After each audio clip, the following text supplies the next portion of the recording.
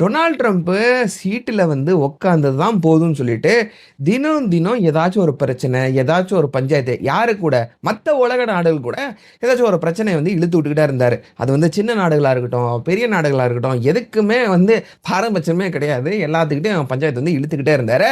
சின்ன சின்ன நாடுகள்லாம் அவர் சொன்னத அப்படியே ஏத்துக்கிட்டு சைலன்ட்டா ஆயிட்டாங்க. ஆனா கொஞ்சம் பெரிய பெரிய நாடுகள், கொஞ்சம் வாய்ஸ் இருக்கிற நாடுகள்லாம் அவரோட பேச்ச கேட்கல. லெஃப்ட் ஹேண்ட்ல அப்படியே டீல் பண்ணி அனுப்பிச்சிட்டாங்க. அதுல ஃபர்ஸ்ட் எக்ஸாம்பிள் நம்ம சைனாவ சொல்லலாம். சைனா கிட்ட இணங்குனாரு. சைனா ஒரு சரியான ரிப்ளை குடுத்தாங்க. அவர் அப்படியே சைலண்டா இருக்கிறாரு. அது ஒரு பிரச்சனை ஓடிக்கிட்டு இருக்குது. அதுக்கு அடுத்தது பெரிய நாடு ரஷ்யா கிட்ட போனாரு. ரஷ்யா கிட்ட போய் நான் யாரு தெரியுமா, நான் என்ன பண்ணுவேன் தெரியுமா, ஆச்சா பூச்சான்னு சொல்லிட்டு சீனை போட்டாரு. அதுக்கு ரஷ்யாக்காரங்க தம்பி நான் யாருன்னு தெரியுமா அப்படின்னு சொல்லிட்டு அவங்க ஒரு சிம்பாலிக்கா ரிப்ளை கொடுத்தாங்க. ரிப்ளை கொடுத்து தான் போன்னு சொல்லிட்டு தலைவன் பேக் அடிச்சிட்டாப்ல. பேக் அடிச்சு என்ன பண்ணாருன்னு பார்த்தீங்கன்னா, நம்ம இந்தியா பக்கம் திரும்பிட்டாரு. இத்தனை நாளா இந்தியா எனக்கு ரொம்ப பிடிச்ச நாடு அண்ட் இந்தியா அந்த நம்ம மோடிஜியை ரொம்ப எனக்கு க்ளோஸ் ஃப்ரெண்ட் அவரு அப்படின்னு சொல்லிட்டு ஏகப்பட்ட பிரஸ் மீட்ல அவரே சொல்லியிருக்காரு. இப்போ இந்தியா பக்கம் திரும்பிட்டாரு. சமீப காலமா ஒரு 10 நாளா நம்ம இந்தியாவுக்கு குடைச்சல் மேல குடைச்சல், டார்ச்சல் மேல டார்ச்சல் கொடுத்துக்கிட்டு இருக்காரு. நம்ம எல்லாத்துக்குமே தெரியும். நம்ம சேனல்ல கூட தொடர்ந்து ஒரு 3 வீடியோ அதை பத்தி போட்டுட்டோம். இப்ப அந்த டார்ச்சல் எல்லாம் நம்ம இந்திய நாடு தாங்க முடியாம, நம்ம இந்திய நாட்டு அரசாங்கம் தாங்க முடியாம ஒரு ஸ்ட்ராங்கான ரிப்ளை நம்ம கொடுத்துருக்கோம். எனக்கு ரொம்ப சந்தோஷமா இருக்கு. இத்தனை நாளா 3 நாளா நான் தான் வீடியோ பேசி பேசி நம்ம சேனல் நம்ம சப்ஸ்கிரைபர்ஸ் சொல்லிக்கிட்டு இருந்தேன். ஆனா இப்போ அஃபிஷியலா நம்ம இந்தியன் கவர்மெண்ட் ஒரு ஸ்ட்ராங்கான ரிப்ளை ட்ரம்ப்புக்கு கொடுத்துருக்குது. இப்போ ரஷ்யா பக்கம் போனாரு, இல்ல சைனா பக்கம் போனாரு, சைனா கிட்ட மண்ணு கவனாரு. அதுக்கப்புறம் ரஷ்யா பக்கம் போனாரு, ரஷ்யா கிட்டே மண்ணு கவனாரு. அண்ட் ஈரான் பக்கம் கூட போனாரு, அங்கே மண்ணை கவனாரு. இப்போ இந்தியா பக்கம் வந்தாரு. இந்தியாவும் ஸ்ட்ராங்கான ரிப்ளை கொடுத்துருக்கோம். நம்மளும் அது என்னது செவுலே ஒன்று விடுற மாதிரி தான் ஒரு பதிலை கொடுத்துருக்கோம். இன்னைக்கு வீடியோவில் அதை பற்றி தான் நான் உங்கள்கிட்ட சொல்ல போகிறேன்.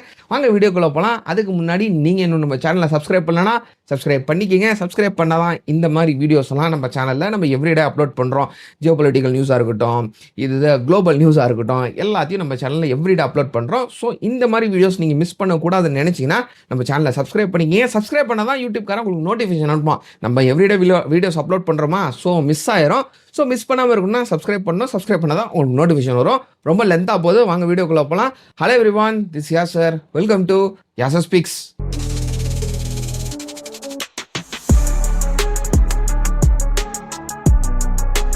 இந்திய நாட்டு அரசாங்கமாக இருக்கட்டும், இந்திய நாட்டு மக்களாக இருக்கட்டும், மொத்த இந்திய நாடாகவே இருக்கட்டுமே, நாங்கள் எல்லாருமே யாருக்குமே எதுக்குமே சலிச்சவங்க கிடையாது அப்படின்னு சொல்லிட்டு தான் இப்போ நம்ம ப்ரூவ் பண்ணியிருக்கோம்.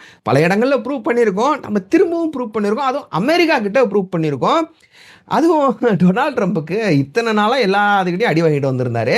இந்தியா கிட்டேயாச்சும் நம்ம கொஞ்சம் பூச்சாண்டி வேலையெல்லாம் காட்டி பயமுடுத்தி வைக்கலாம் அப்படின்னு சொல்லிட்டு நினச்சிக்கிட்டு இருந்தாரு.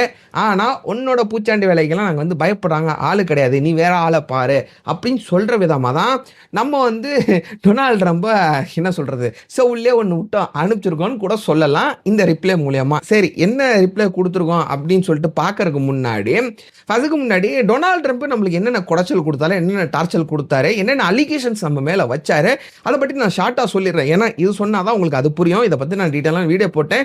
இருந்தாலும் நான் ஷார்ட்டாக சொல்லிடுறேன். அதுக்கப்புறம் தான் இந்த ரிப்ளை நம்ம கொடுத்துருக்கோம்ல, இந்த ரிப்ளை எவ்வளோ ஸ்ட்ராங்கான ரிப்ளைன்னு சொல்லிட்டு உங்களுக்கு புரியும். ஃபர்ஸ்ட் டொனால்ட் ட்ரம்ப் என்ன பண்ணாருன்னு பார்த்தீங்கன்னா, உக்ரைனுக்கும் ரஷ்யாவுக்கும் போர் நடந்துகிட்டு இருக்கா, அந்த போருக்கு போய் நான் நிப்பாட்டுறேன், நான் வீரா சூரா வில்லன், நான் நிப்பாட்டுறேன் அப்படின்னு சொல்லிட்டு அவர் சொல்லியிருந்தாரு. சொல்லிவிட்டு அவர் என்ன பண்ணாருன்னா, ரஷ்யா கிட்ட போய் எப்பா போற நிப்பாட்டு, எதுக்கு நீங்க சண்டை போட்டுக்கிட்டு இருக்கீங்க அப்படின்னு சொல்லி பார்த்தாரு. அவங்க கேட்கல. அதுக்கப்புறம் என்ன பண்ணாருன்னா, என்கிட்ட அணு ஆயுதம்லாம் இருக்குது, வெப்பன்லாம் இருக்குது, அடிச்சு தூக்கிடுவேன் அப்படின்னு சொல்லிட்டு என்னென்னமோ மிரட்டலாம் பார்த்தாரு. யாருக்கிட்ட உன் மிரட்டல் பூச்சாண்டி வேலையெல்லாம் காட்டுற, வேலை ஆளுங்கள்ட்ட போய் காட்டிக்க அப்படின்னு சொல்லிட்டு அவங்க மிரட்டை அமைச்சிட்டாங்க. யாரு? ரஷ்யா நாட்டுக்காரவங்க மிரட்டி அமைச்சிட்டாங்க. இவரோட அந்த பூச்சாண்டி வேலையெல்லாம் அங்கே பலிக்கல. அதனால என்ன பண்ணாருன்னா, நம்ம பக்கம் வந்தார். நம்ம பக்கம் வந்துட்டு எப்பா அவனை போற செய்யறத நிப்பாட்ட சொல்றியா, இல்ல உன் மேல நான் டாக்ஸை போடுவா அப்படின்னு சொல்லிட்டு நம்மள மிரட்டினாரு. நம்ம கிட்ட எதுக்கு வந்தாரு? நம்மளும் ரஷ்யா ஃப்ரெண்ட்ஸு, நம்ம சொன்னா அவங்க கேட்டுக்குவாங்களா. அண்ட் அதே சமயத்தில் நம்ம ரஷ்யா கூட இன்னும் பிஸ்னஸ் பண்ணிக்கிட்டு இருக்கோம். மற்ற நாடுகள்லாம் பிஸ்னஸ் எதுவும் பண்றதில்ல, ட்ரேட்லாம் எதுவும் பண்றதில்ல. நம்ம மட்டும் ஆயில் வாங்குறதா இருக்கட்டும், வெப்பன்ஸ் வாங்குறதா இருக்கட்டும், இதெல்லாம் வாங்கிட்டு இருக்கோம். அண்ட் இந்த ஒரு காரணத்தை வச்சு நம்ம கிட்ட வந்து போற நிறுத்த சொல்லு அப்படின்னு சொல்லிட்டு நம்மள்ட்ட சொன்னாரு. அதுக்கு நம்மளும் என்ன சொல்லிட்டோம், எப்பா அவங்க 2 பேரும் அடிச்சுக்கிறாங்க, நான் நடுவுலலாம் போக முடியாது, நான் என் வேலையை பார்த்துக்கிட்டு இருக்கேன், அண்ட் ஒன்னையும் நான் பகிச்சிக்க மாட்டேன், என்ன ஆளை விட்டு அப்படின்னு சொல்லிட்டு நம்ம நியூட்ரலாக சொல்லிட்டோம். அழகா நம்ம வந்து பதில் சொல்லிட்டோம். அதுக்கு என்ன நீ ஏன் பேச்சே கேட்க மாட்டேங்கிற, இந்த அவன் மேலே 25% டேக்ஸ் அப்படின்னு சொல்லிட்டு நம்ம மேலே 25% டேக்ஸை போட்டார்.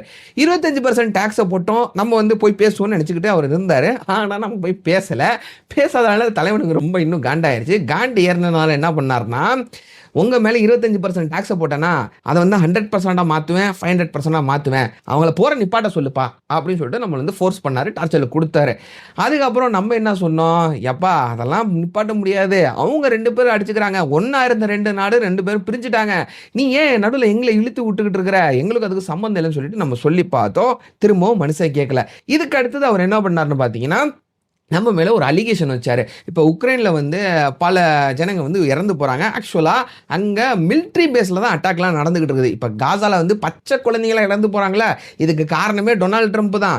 அதெல்லாம் என்னன்னு சொல்லிட்டு நான் டீட்டெயிலாக வீடியோ சொல்லிட்டேன், போய் செக் பண்ணி பார்த்துக்கோங்க. ஆனால் நம்மளை ஒரு காரணமாக சொல்கிறாரு. எதுக்கு காரணமாக சொல்கிறான்னு பார்த்தீங்கன்னா, உக்ரைனில் அங்கே வந்து பல உயிர்கள் போயிட்டு இருக்குது, அங்கே வந்து ரத்த கரையெல்லாம் படிஞ்சுக்கிட்டு இருக்குல்ல, ரத்தமாக போய்கிட்டு இருக்குல்ல, அதுக்கு எல்லாத்துக்குமே நீங்கள் தான் காரணம், நீங்கள் தானே ரஷ்யா கிட்ட நல்லா பிஸ்னஸ் பண்ணிக்கிட்டு இருக்கீங்க, ஆயில் வாங்குறதா இருக்கட்டும் அண்ட் வெப்பன்ஸ்லாம் வாங்குறதா இருக்கட்டும், இந்த மாதிரி ட்ரேட்லாம் பண்ணிட்டு இருக்கீங்க, அந்த காசை வச்சு தான் அவனுக்கு வந்து போர் பண்ணிக்கிட்டு இருக்கானுங்க, நீ நிப்பாட்டு அப்படின்னு சொல்லிட்டு நம்ம மேலே இந்த அலிகேஷன்ஸ்லாம் வச்சாரு. எல்லா மீடியா ஆளுங்களும் பார்க்குற மாதிரி நம்மளை வந்து ஒரு கெட்டவனா போர்ட்ரேட் பண்ணிக்கிட்டு இருந்தார். நம்மளுக்கு ஒரு நல்ல பேர் இருக்குது, மற்ற உலக நாடுகள்கிட்ட வந்து நல்ல பேர் இருக்குது, இந்தியா நாட்டுக்கு பசங்க வந்து நல்ல பசங்கப்பா, இந்தியாவே ஒரு நல்ல நாடுப்பா, எந்த ஒரு வம்பு தும்புக்கு போக மாட்டாங்கன்னு சொல்லிட்டு ஒரு நல்ல பேர் இருக்குது. அந்த பேரை கெடுக்கிற விதமாக தான் இந்த மாதிரி ஒரு கெட்ட பேர் கொடுக்க பார்த்தாரு. இதுக்கு அடுத்தது இன்னொரு விஷயத்த பண்ணார். என்ன பண்ணாருன்னு பார்த்தீங்கன்னா, இந்தியா வந்து ரஷ்யா கிட்ட லோ ப்ரைஸில் ஆயில்லாம் வாங்குதான். லோ ப்ரைஸில் ஆயில் வாங்கிட்டு அந்த ஆயிலை வந்து மக்கள், அவங்க நாட்டு மக்கள் நம்மளுக்கு வந்து யூஸ் பண்ணுறது இல்லையா, நம்ம வந்து கைமாற்றி விட்டுறோமா. யாருக்கு கைமாற்றி விட்றோம், யூரோப்புக்கு வந்து கைமாற்றி விட்றோமா. இது நிஜம்தான். ஏன்னு கேட்டிங்கன்னா, யூரோப் நாட்டுக்காரவங்க ரஷ்யா கிட்ட ஆயில் வாங்க மாட்டாங்க, பிரச்சனை போய்கிட்டு இருக்கிறனால.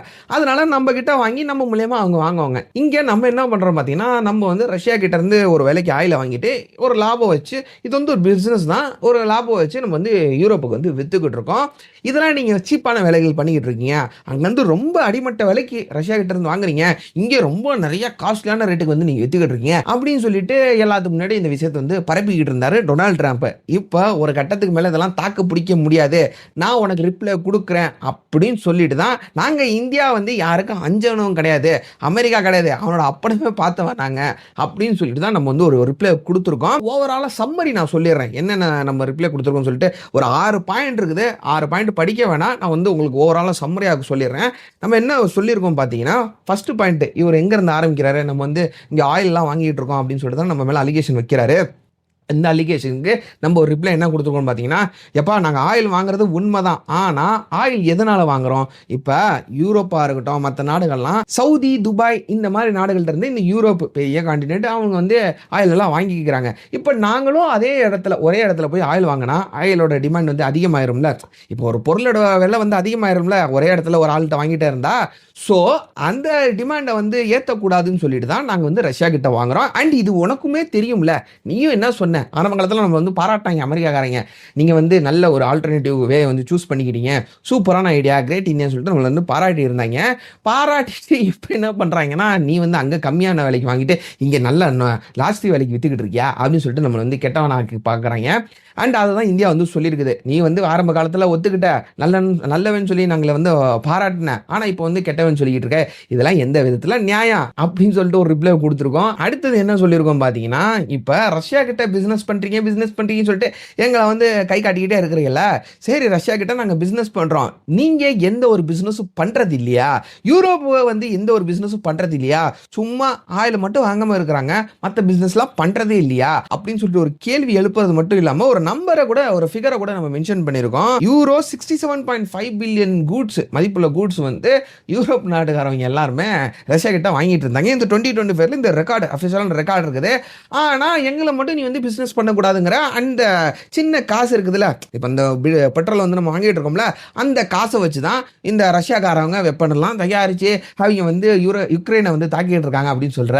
இதெல்லாம் நியாயமா பங்கு அப்படின்னு சொல்லிட்டு ஒரு கேள்வி வந்து அமெரிக்காவை பார்த்து டைரக்டா நம்ம வந்து கேட்டிருக்கோம். முகத்தெரிய வந்து கிழிச்சு எரிஞ்சிருக்கும் தான் சொல்லணும்.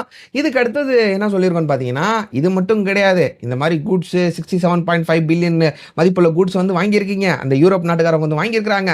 அதை தவிர்த்து ஃபர்டிலைசர்ஸா இருக்கட்டும், மைனிங் ப்ராடக்ட்ஸா இருக்கட்டும், கெமிக்கலா இருக்கட்டும், ஸ்டீலா இருக்கட்டும், ஐரனா இருக்கட்டும், மெஷினரிஸா இருக்கட்டும், டிரான்ஸ்போர்ட் எக்யூப்மெண்ட்ஸா இருக்கட்டும், இந்த மாதிரி ஏகப்பட்ட கூட்ஸ் வந்து இன்னும் யூரோப் வந்து வாங்கிட்டு தான் இருக்கிறாங்க, ரஷ்யா கிட்ட இருந்து வாங்கிட்டு தான் இருக்கிறாங்க. இதனால ரஷ்யா காசு வரது இல்லையா, நாங்க அந்த ஆயில வாங்குறதுனால தான் ரஷ்யா காசு அப்படின்னு சொல்லிட்டு இதை நம்ம கேட்டிருக்கோம்.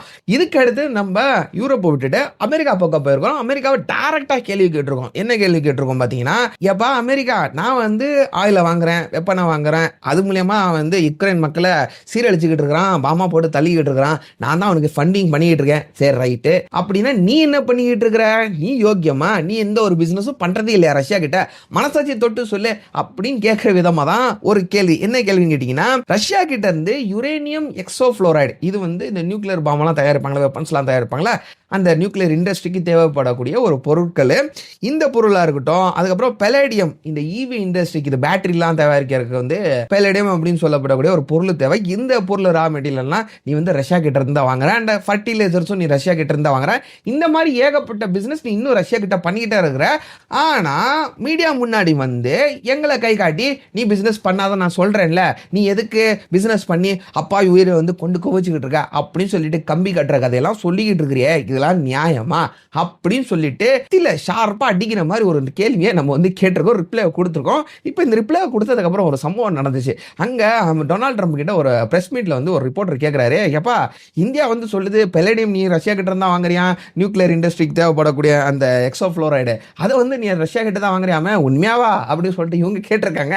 அதுக்கு தலைவர் என்ன சொல்லியிருக்கான், பதில் சொல்லியிருக்கான் தெரியுங்களா, எனக்கு அதை பத்தி தெரியாதுப்பா, நோ கமெண்ட்ஸ் அப்படின்னு சொல்லிட்டு இவர் வந்து போயிருக்காராம். இவரெல்லாம் எவன் தான் ஓட்டை போட்டு எதுக்கு தான் ஓட்டை போட்டு லீடர் ஆக்குறாங்கன்னு சொல்லிட்டு எனக்கு சுத்தமாக புரியல. இந்த மாதிரி நெத்தியில் அடிக்கிற மாதிரி ஒரு ரிப்ளை நம்ம கொடுத்துட்டு கடைசியாக நம்ம என்ன சொல்கிறோம்னு பார்த்தீங்கன்னா, எப்பா நீ எங்கள் மேலே அலிகேஷன்ஸ் வைக்கிற, எங்கள் மேலே சும்மா டாக்ஸை போடுற, இதெல்லாம் தேவையே கிடையாது, இதுக்கு ஒரு ரீசனே உங்ககிட்ட கிடையாது.